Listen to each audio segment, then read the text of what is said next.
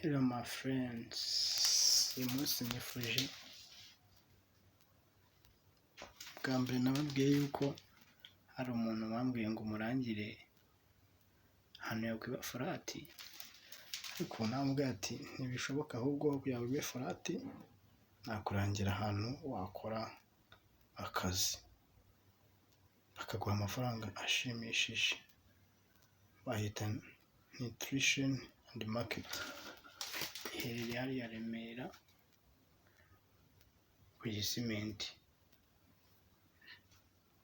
Tumenyesha iyo waba ufite uburwayi, kanseri, inkondo y'umura, zose barazivura.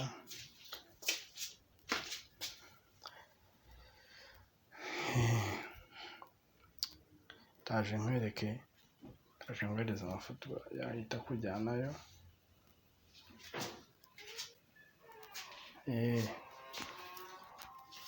Njyewe ndi umukomedi, ubu bampaye agatubutse kugira ngo mbacishirize bamamarize.